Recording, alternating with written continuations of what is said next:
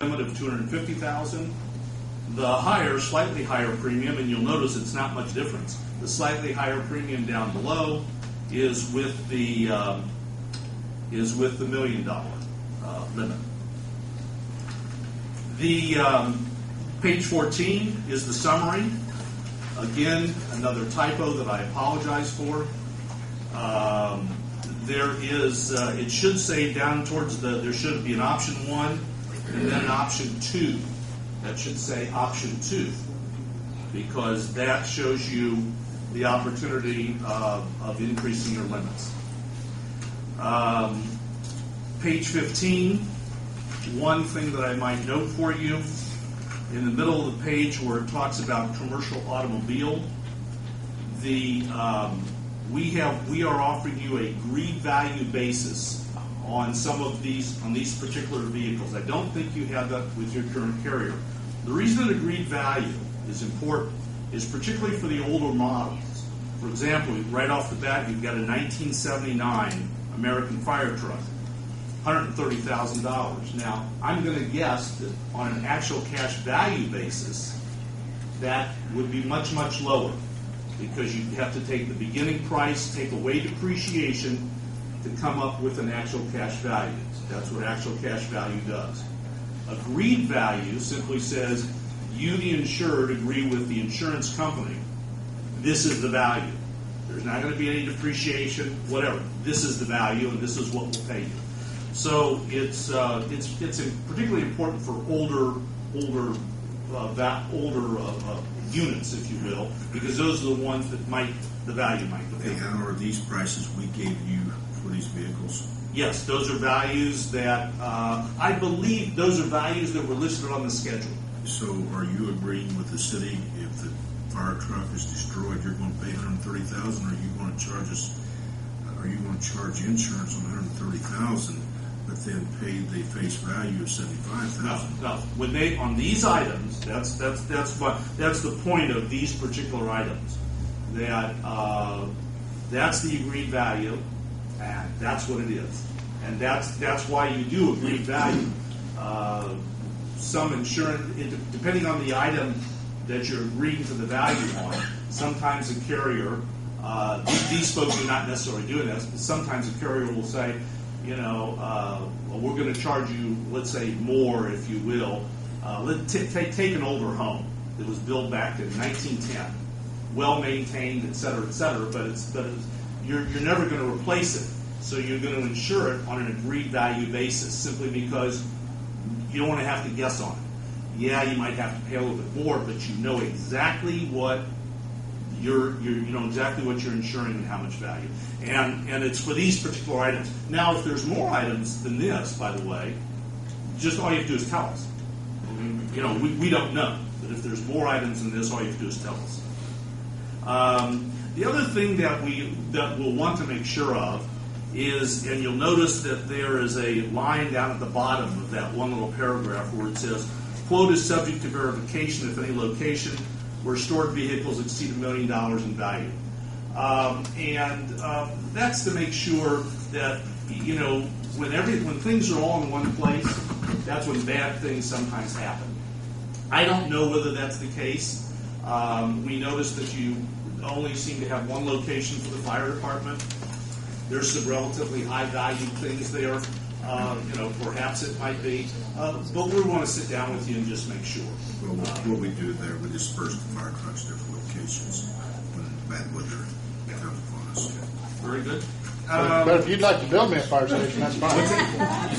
If you'd like to build me a fire station, that's fine. There you go. I'll work with you on that.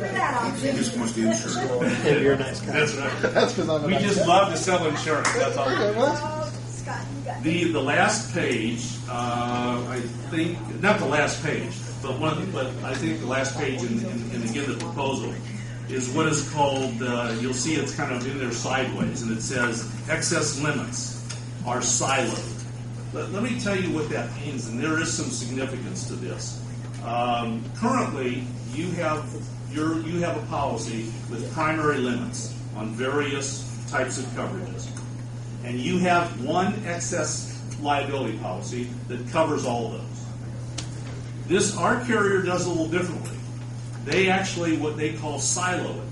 So, for example, you're gonna where you see the big circle at the bottom, and it shows those are the primary limits.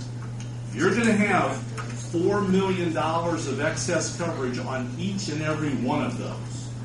So if you have a claim, a general liability claim, that takes care of your $4 million policy, and then you turn around and have an employment practices claim that goes above your primary limits and goes into your excess, our policy will respond and not tell you that you have exceeded your limits on your excess liability. I don't believe that's what you have now. We believe that that's a fairly significant item in that you have the siloed coverage. I think that's it in a nutshell. If not, maybe a bigger nutshell. I don't know. Anybody have any questions? We're going to be able to make a decision. What we really need is what changes are made, what the difference is between what you're offering and what was covered before in the past. And the total cost of ourselves. Right, and I've suggested some areas. I've tried to suggest some areas where there's some distinction. I can only tell you that based upon your existing policy, that these premiums are very, very competitive. I have no idea what your renewal is, but I can tell you that this is very competitive. And we'll be happy to provide you with anything in addition that we can. We simply tried to provide it in a format that we thought, would be best for you. That tab 3, by the way, is just some information on the program itself. Indiana Municipal Insurance Program has been around for a number of years. There's also some references. I think the first page of it gives you some different cities.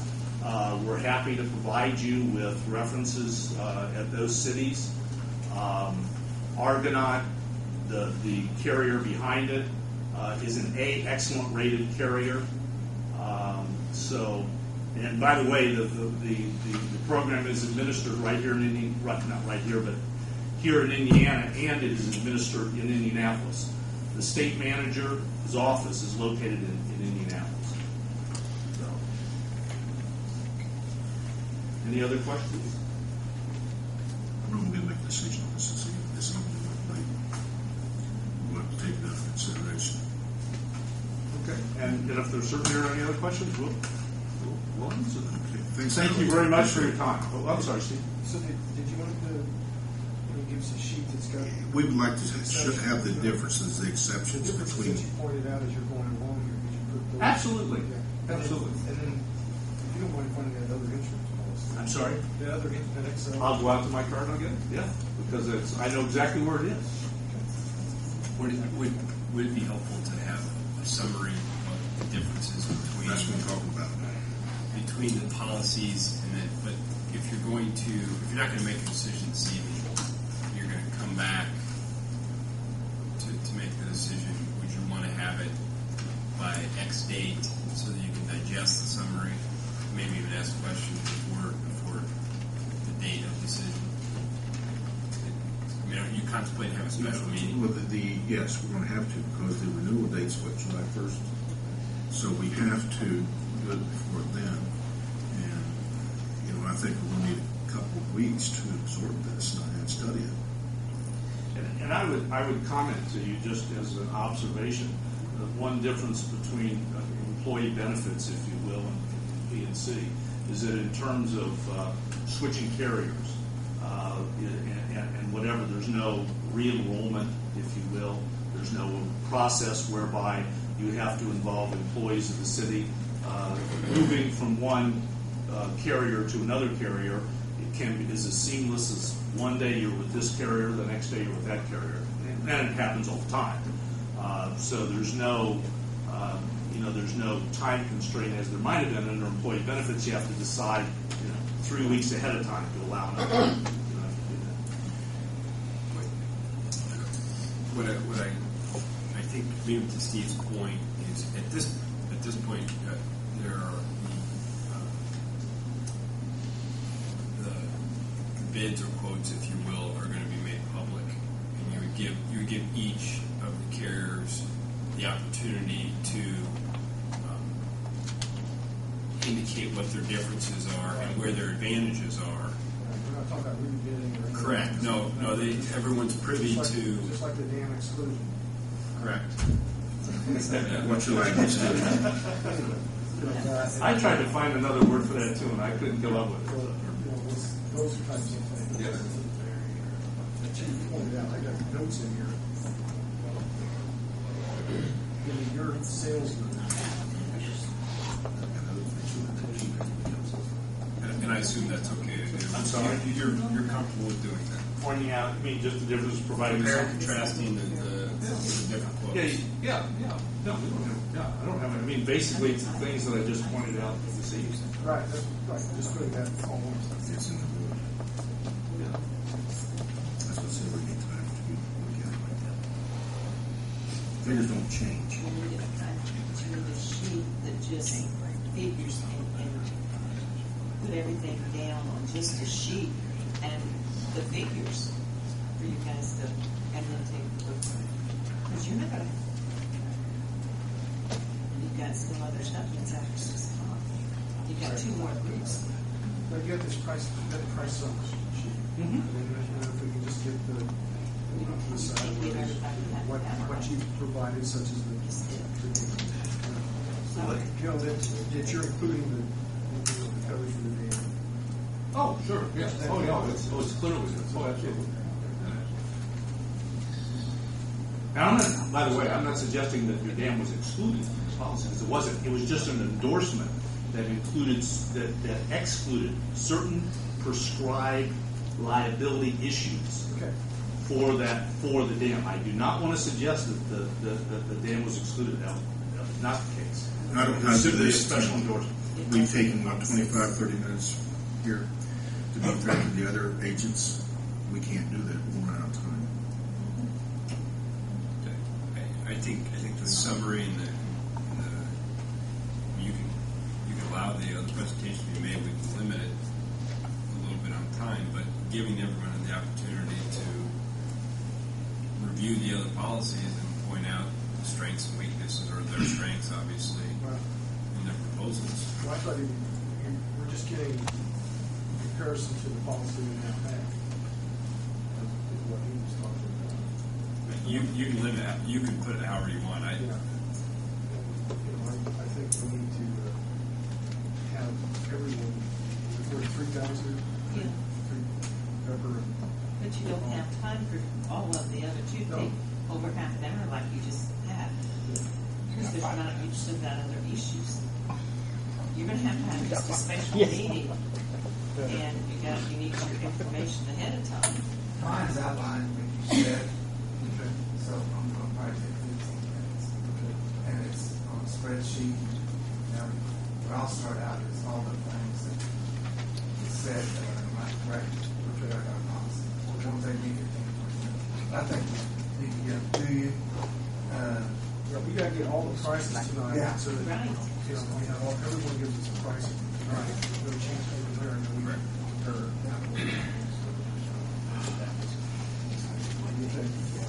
Okay, thank you, Al. We'll have the next.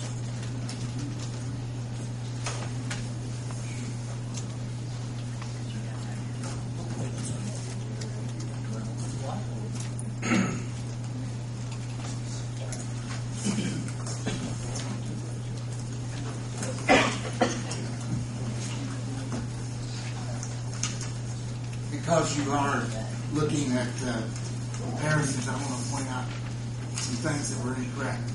Our umbrella stands over each and every coverage separately, always has. So he said his policy does, so does ours. It doesn't step over them all, stand over them all, and then wear out. It gets to what's needed. Pepper, we got We got work comp here. Yeah, We got the other. and you know, I gave you two quotes on both. Okay, okay, so right now, I'm going to do the package first because that's where the biggest corrections are. And I know what these policies are for. I evaluated them about 8 or 9 years ago. So I can bring in the policies, but what they say is they're covering people that your policies don't cover. Because I have the county's insurance also. So if the county appoints a board member to the air board, they're covered under the county's policy. If you appoint somebody to the air board, they're covered under your policy. But there's other people there that aren't covered. And I recommended 8 years ago that you stay with those two policies, and I still do. The one that was ACE, and now it might be Excel, it might be InCore.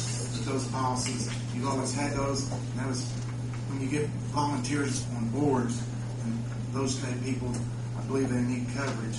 And we have it on the people you appoint, and we have it on the people the county appoints. But there's other people we do not have covered. That's why you have those policies. Replacement value, we go over this every year, so that if you have a truck, a fire truck is the best example, and it's worth $131,000, and it's going to take $150,000 to replace it. That's the kind of coverage you need. Guaranteed cost is you agree after the fact that you insure for, let's say, $100,000. You've got the replacement costs, and it's all correct. We update those every year. Matter of fact, I've been asked to share that with my competition, and I don't think that's fair, but I did the best I could with that. The fleet coverage, you have to add 10 vehicles at any one time, and if you add 11, then you have to pay for them now. If you add 9, and next week add 10, you don't have to pay for them until the renewal. That was another mistake that was said.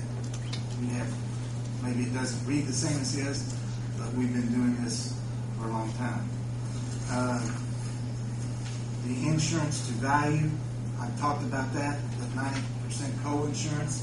I feel like because of your department heads and your administration and clerk treasurer's office, that 90% to co-value is okay. If we thought you had something that was insured for less than 90%, it would be really bad for us to make that mistake. We haven't made that in the past, and we didn't at renewal. The good part is the spreadsheet.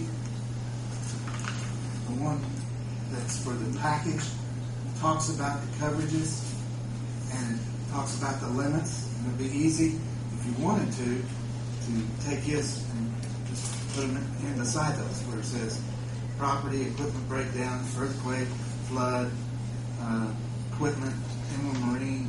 All those things are on there, and then we came over and we also put for the package we had Downey, and we did the same thing with Downey.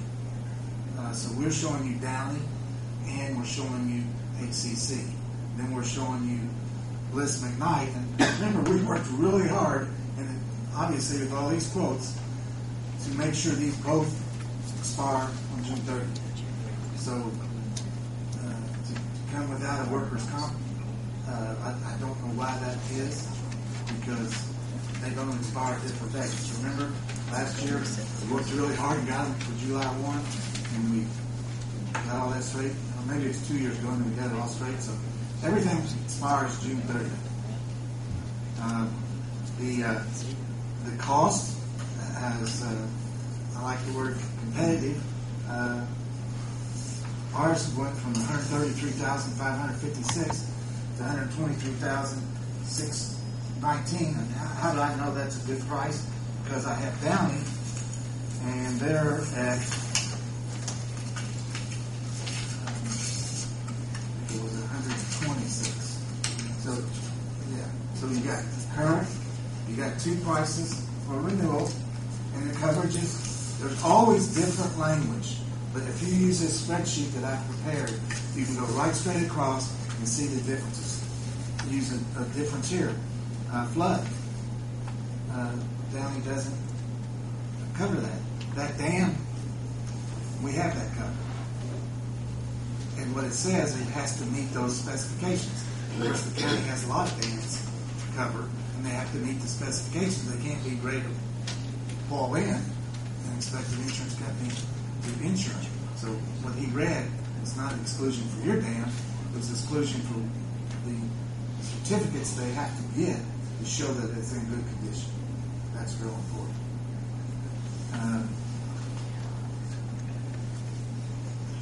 So, is this spreadsheet pretty easy to understand? What the vehicles, you got 87, 82, and 80. That's the number of vehicles we had at the end of April. It was 87 last time, that's 82. That's and we checked titles and everything. So, I don't know where you got 93.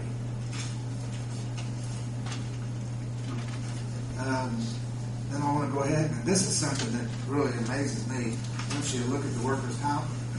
One workers' comp quote goes with HCC, and that's bituminous. And bituminous is been here a long time. I know most of your department heads and your clerk treasurer, so I pushed them a little bit on the price, and that's why it's in the ink. But if you're going to go lowest and best price, you have to make those decisions based upon experience with bituminous, experience with HCC, experience with me as an agent, but I've given you multiple choices. And then you can see that went, of course, your payroll went down a lot, your mod went down a lot, but your premium went from $122,498 to $85,448 for bituminous and $80,934 with down. So if you take my renewal and pick either one of the workers' comp, you're going to save over $15,000 from last year. And so I'm not sure when you say you can't make a decision, these things don't change. They're in writing. I have $5 million worth of errors and emissions insurance, and you have $4 million overall. So in every case, you have $5 million, $1 million over $4 million. So we've got to be very exact on this, and we have been. And then I put all the paperwork in here that spells out the coverages, spells out the vehicles and everything else, and breaks down the pricing. But for time's sake, I'm going to ask Randy Telto, who has HCC, who's your current carrier. Okay, on this work comp, you got, there's figure 122 and then figure 85. 122 is what you paid last year, and it's auditable. Okay, and then you got 85. That's Bliss McKnight, That's the quote. bituminous.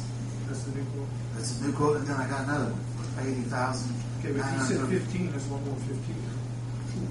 Yeah, but I'm doing them, over what, you actually are going to save a lot on your workers' comp.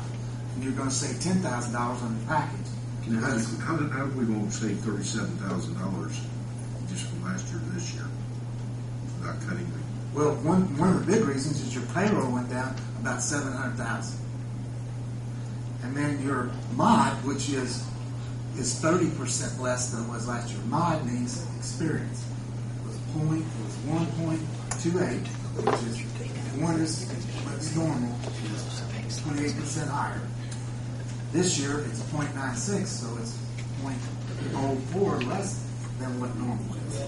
Some serious injuries 4 years ago. It's not good in 3 years. Yeah, it goes actually more than that.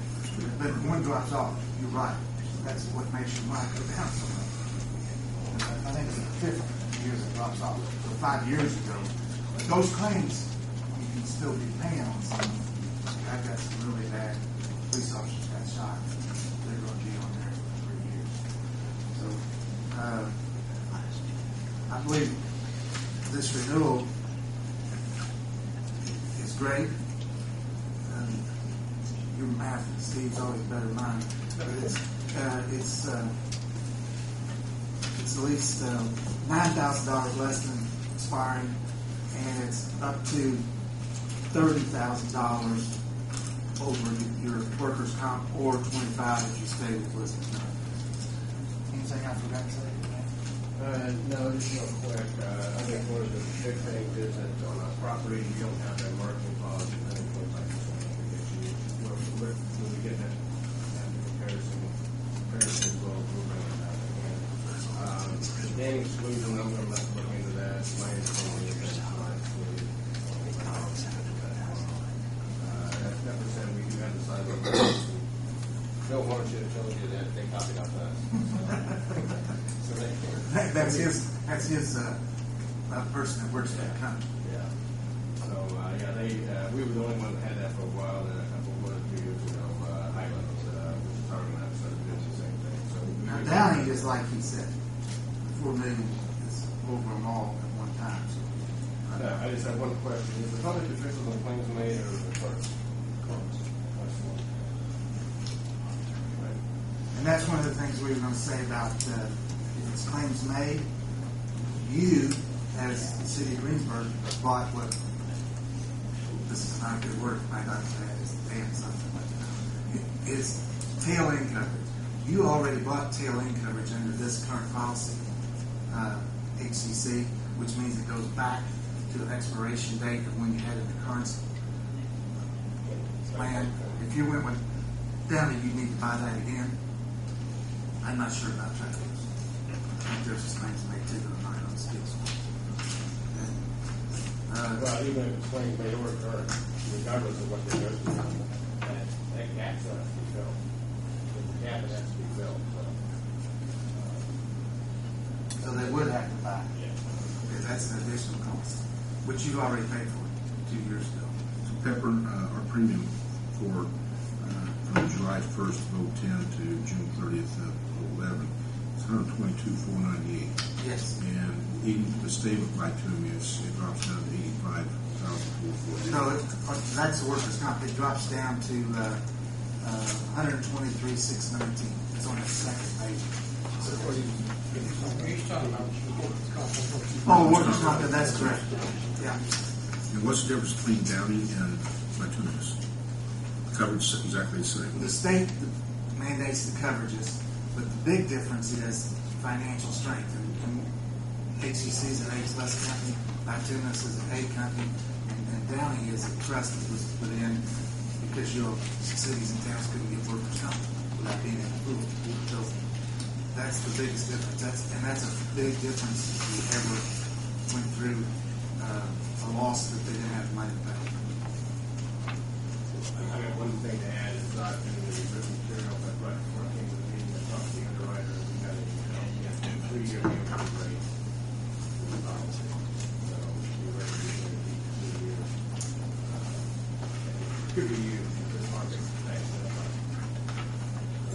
And there would be some conditions on that. For which, for the HCC? Yes. And as Pepper said, there's some conditions. We'll get that in writing too. You got questions right now? Were we on the spot on the day of the tornado? Yeah. We were. We were here.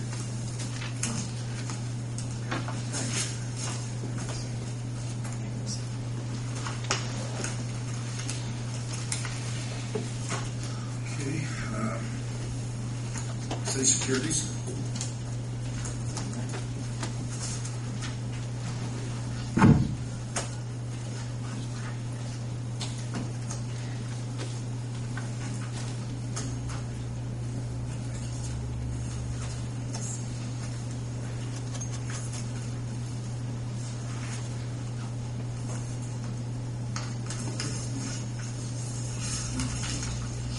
I'll try to keep it short. I think on the 27th, we had a full-blown proposal, all the forms endorsement, so you can compare that with your current coverage if you were so inclined. But it's pretty, in today's folder is just a few bullets, important comparisons I wanted to bring to bear, and of course all the premiums. As you may have saw with the original proposal that we presented, all the property casualty coverages, including work comp with Selective Insurance Company. Selective is an A-plus rated insurance company, national in scope, pretty good representation here in Indiana. Locally, we have the sales manager and frontline underwriter is a Greensburg resident. The loss control rep is out of Bloomington, and the claim rep is out of Columbus. just to recap, just briefly from what we've heard so far this morning, or today, this evening, on the property, the proposal that we gave you is guaranteed replacement cost, no margin clause, straight up. The replacement costs on the fire trucks, we have that as well. The current, your replacement cost value gives the insurance company the ability to replace that with a currently valued an older vehicle. So I think that it's better than replacement cost value that you currently have on your auto schedule, and that might be the same with Stern proposal. I'm not sure.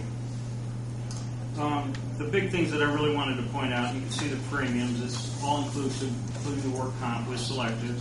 But the big things that I wanted to point out as far as the differences in the number one, I did a review of all the coverages, and a couple of things that I noticed, and the biggest thing that stood out was the dam exclusion. I think that's, according to the Department of Natural Resources, that's rated as a high hazard dam, and the policy, the endorsement you have on the policy does outright exclude any bodily injury or property damage that results from that dam getting away. And I think it's high hazard because it's above grade. You got 39 acres grade right next to the Honda plant, adjacent to 74. So I think that is a big deal, and that is a certain exclusion in your policy. One of the other things that I noticed in your public officials liability policy, you have a failure to maintain insurance, which is a big deal. So if there's a problem with that or any other insurance issue, there's no coverage against public officials for that exposure. So that kind of leaves you there. Another thing I noticed, the aviation policy that we were wondering about, I did take a look at that, and that has a huge exclusion on that scares me. And that excludes any bodily injury, property damage arising out of any skydiving activity. So any of the people that come on site that might get hurt, taxiing, runway, taking off, or if the Skydive Indiana doesn't have insurance, which I suspect they don't, that could really expose the city to liability. So I think that's something that we really need to get bridged and look at closer. Blanket replacement cost values we already talked about. There's some wording in your policy now that gives, it's unclear to me, it gives actual cash values per schedule on file, which we couldn't find that schedule to get a hold of it. So we don't know that you have true replacement cost value for all these buildings. But those are the basic differences in a nutshell. Okay. How can we talk about the failures to maintain insurance? Well, of course, you have your public official liability policy, just a management liability. It's just for members of the public who bring suit against public officials for decisions they make. Well, there's an outright exclusion on that policy that says failure to maintain insurance. So if a big liability event came and somebody sued the city, and then you look at the policies and there was no coverage for skydiving activities or dam bursting, and so why didn't you buy that? Well, you wouldn't be protected personally through your public official liability. So to me, that's something that's not existing in the proposal we've given you. That's something that but other than that, in that small folder, I gave another copy of all the scheduled additional limits that you can compare and contrast with your current carriers if you're so inclined. But for the most part, they're pretty standardized, and if not greater, I think they're equal to what you have in the current policy.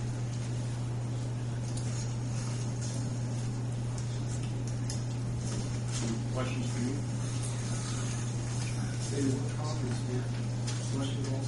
I'm sorry. Yeah, work comps was selected as well. And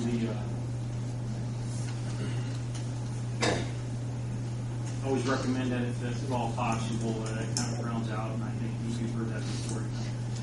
If you have a bad line, and it certainly kind of compensates for the other lines.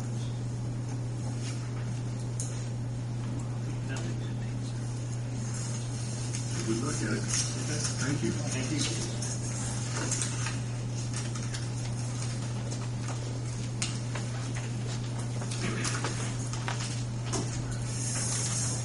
On the agenda is Gary Murray.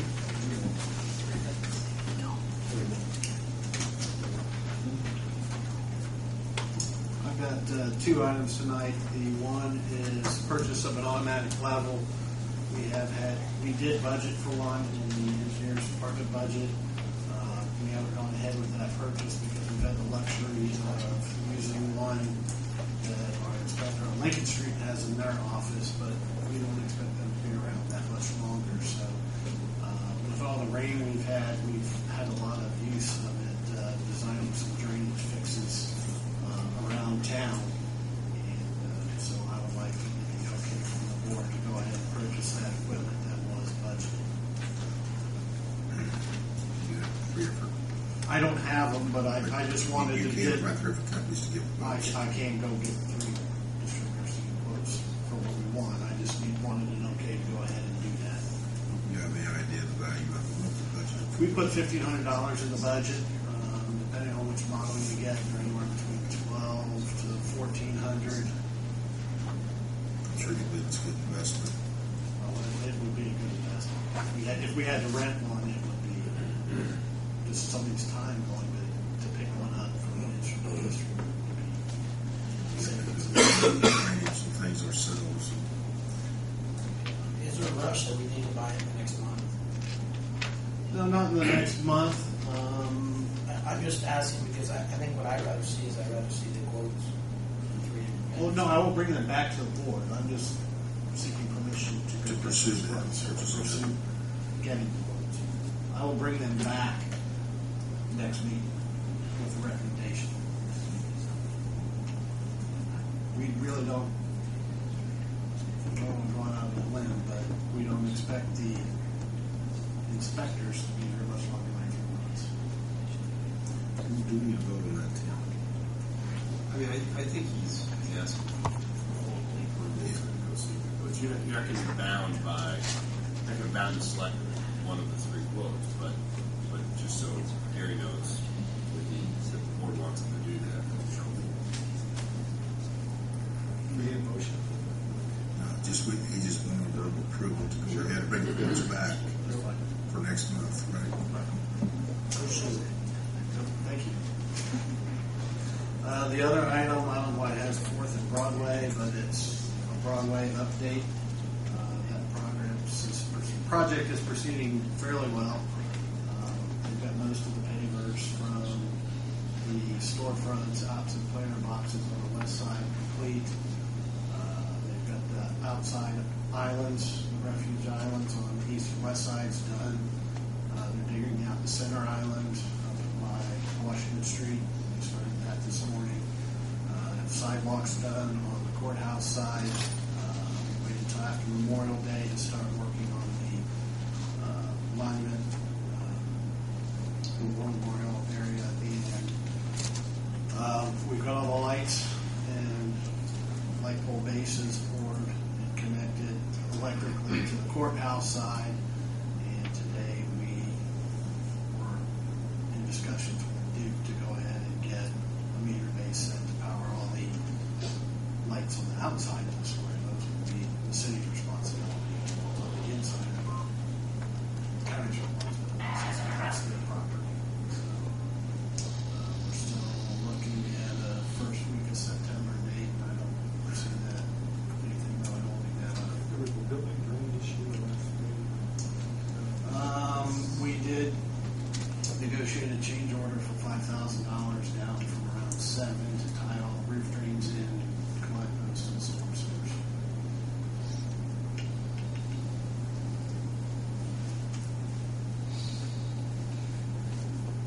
Any other questions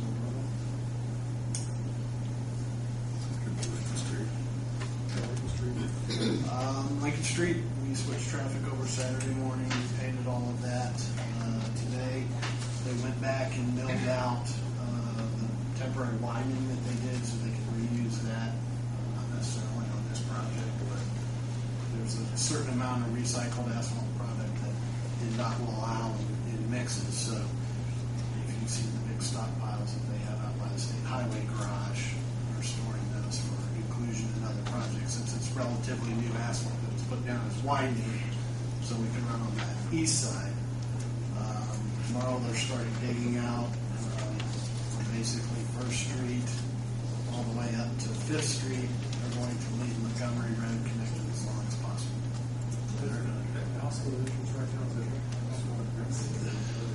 There are 2 hospital entrances right now. The South Hospital Drive is open.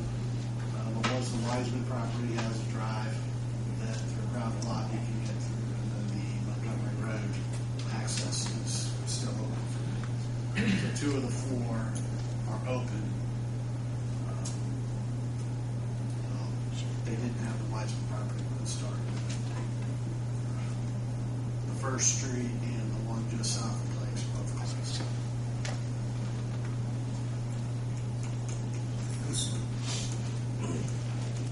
Thanks, Gary. And you should have seen a lot of pedestrian signal heads and push buttons for the crosswalks and that kind of stuff that on the north part as well that had been done. So. Thank you. Scott Chasteen. This isn't going to cost us any money. I apologize for not having these in the package, but it's good to see that there's here lately.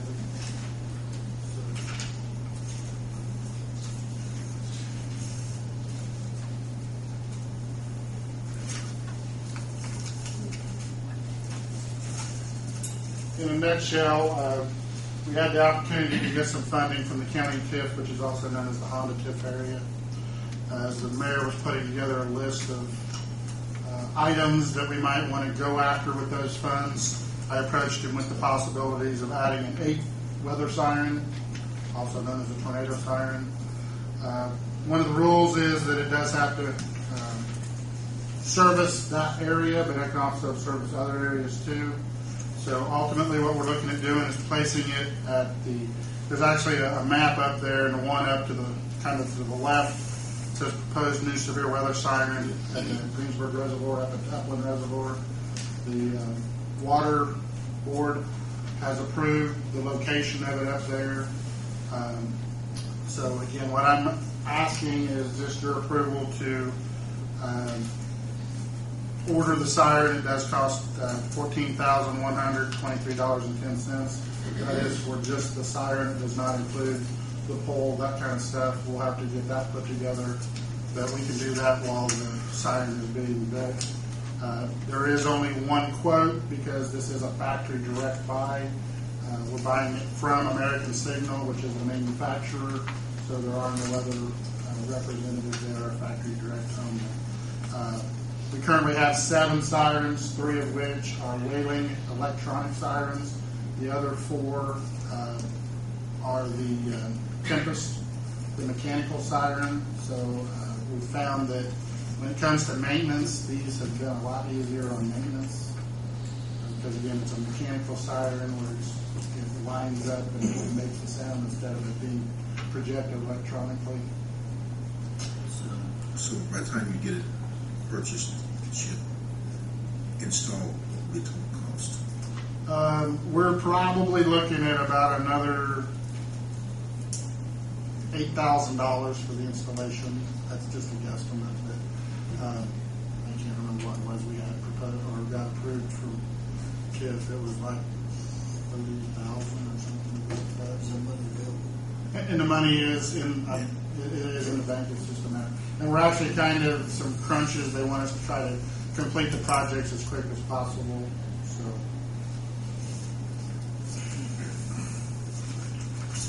18 people sitting here for we all voted in favor of it. I would make a motion to go ahead and buy the siren. And second, any further discussion? Hearing none, roll call vote, please, Jim. Jamie? Yes. Rodney? Yes. Linda? Yes. Steve? Yes. Thank you, Scott. My second item is, for a long time, we've had openings in our department to supplement our career staff with volunteers. Ultimately, I have 5 individuals I'd like to place on the volunteer ranks. Andrew Dugan, Brandon Wessler, Greg Bottoms, Matt Walbring, and Ben Hacker. These individuals are trained the same as the career guys. The only expense to the city after their first year is a clothing allowance. The first year we provide them with all their clothing, such as turnout gear, helmets, all of that. What we do require, we do ask them to provide with us is 24 hours a month that they would spend on station riding out just as any of the other people do. Also it gives us the opportunity to use them at events, non-emergency events such as fair coverages. We talked about a parade earlier. They could take part in those fairs, festivals, that kind of stuff. As you do training during the year, are they required to Yes. Yes. We actually have a booklet I made up, and actually Jamie helped to originate that book that shows what trainings they have to have. It's their responsibility to get it, fill it out, and they turn it in at the end of the year. If at the end of the year they do not turn in their book with sufficient training, then at that point then they would be discharged. So you provide them the clothing, the personal Yeah. equipment, and that amounts to how much per person? The first year it's somewhere in the neighborhood of maybe $1,500. And then in the second year, then we would give them a clothing allowance and so on. And actually, there is mandated by the state of Indiana clothing allowance and a vehicle allowance for any gas they might use responding and stuff. But we do not allow our personnel to run the blue light like you might see. We're anticipating most of what they're going to do is when they're actually on station riding out, just as the career guys do. They do not become employees of the city. They're covered under the workman's comp. Right. We have the special coverages for the volunteers that, and again, I work with, I know we had some questions on that whenever he was doing that, but yeah, they have a separate policy. So if they give up that position, do they return their Yes. gear? Yes. We keep an inventory of what they have, and at such time as they leave, then they turn them back in, or we'll send them a bill for it. Scott, this has sure been laid out before, but we've had volunteers in the past. In fact, you were one of those, Jamie. Jamie was one up until he got his new job. So is it valued? Is it worth its value the time you weigh out the overhead for that? Well, again, if as we were starting to do now, whereas we get 24 hours a month from these individuals, that's no salary paid. So I think it's going to be very much of a benefit. How many volunteers you got? You don't have any volunteers right now? I currently have about 5, and this would bring me up to. In last year's budget, I budgeted up for 10, so this would put me at the 10 mark.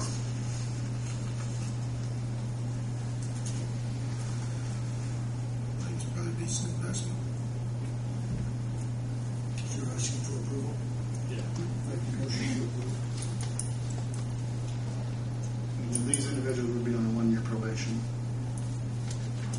Linda's second. She's on it tonight. Any more discussion? And I just want to say, remember, the 1.5 truck is a 1979. Okay, that's what you know.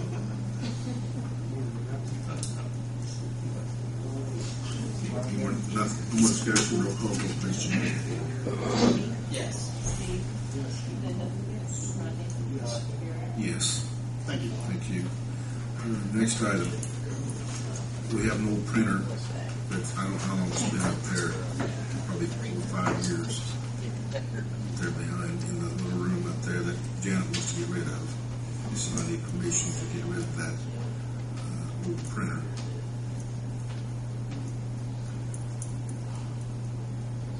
Let's make a motion, right?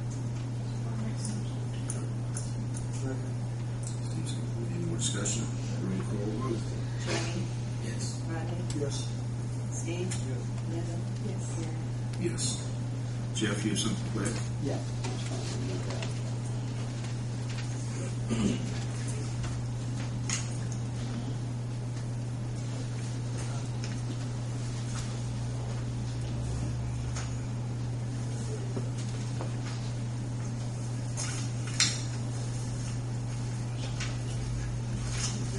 And this is nothing we have to act on tonight, right? No, this is just something I've been talking to Mr. Boots from the Skillman Corporation. They're a construction consultant. Basically, he's made a proposal to look at the administration building when the design comes in, to look at the design, make sure it looks right, see if there's any engineering or any ways to cut costs at that building, and then at the 50% and 95% the process, he also has to do the same thing, and he has included his budget there at the back. It's just for information right now. If you'd like to have Mr. Boots come in and talk to you about this, you can be glad to. I'll put a little bit more together for next meeting. At first, I was kind of not really thinking about doing this, but after talking to him several different times and talking to some different people, I think it is a advantage of doing this. I think it'll save us money on our building in the long run. So, Jeff, we need to put this on next month's agenda. Yes, I'll put it on next month's agenda. And we'll make a decision next month then. Give you time to look at it. If you have any questions for Jeff, feel free to give him a call. Mr. Murray, do you have any comments in regard to this? I think it's a good idea. They were proposing full construction management services. We went down to just a review of plans for constructability and value engineering cost savings ideas. We just met with Mr. Boots this afternoon. We asked him if he was able to get us some sort of contract that we could get you, even if it was a standard AIA. His contract administrator was out today. He's going to try to get us something in the next day or two that we can email everybody on the board ahead of time so you can have it reviewed by next week. Mr. Smith, did we decide to stick with the original site? Right now, I'm negotiating with the dude to move it up on top of the hill. I'm talking with the architect last week. He said probably just